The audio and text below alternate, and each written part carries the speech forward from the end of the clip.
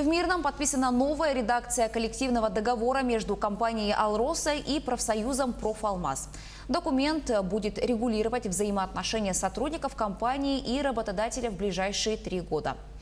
Его подписали генеральный директор «Алроса» Сергей Иванов и председатель профсоюза «Профалмаз» Александр Басыров. Более подробно в следующем сюжете.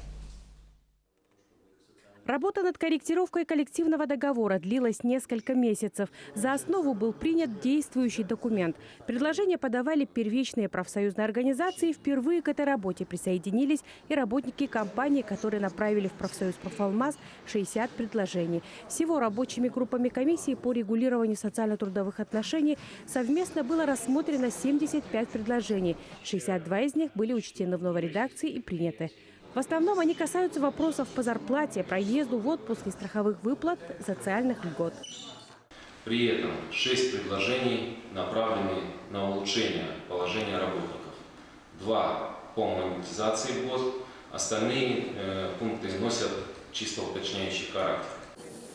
Так, по предложению работодателя в проект внесли следующие изменения. С 2020 года сотрудники компании, работающие во вредных условиях, смогут по желанию получить компенсационные выплаты взамен молока, которые получали ранее, и других равноценных продуктов.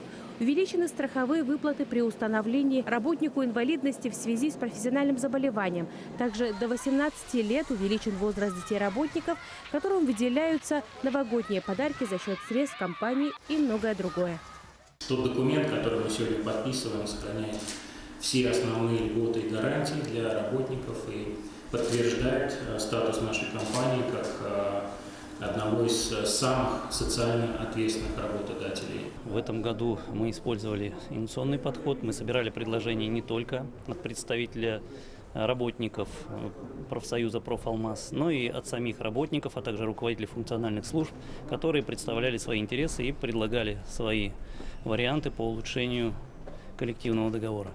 Новый договор будет действовать до 2022 года. С новым коллективным договором можно будет подробно ознакомиться уже в ближайшее время на официальном сайте профсоюза «Профалмаз». Ивана Филиппова, Роман Ларин, Алексей Меркулин, Артур Голиков, телеканал «Алмазный край».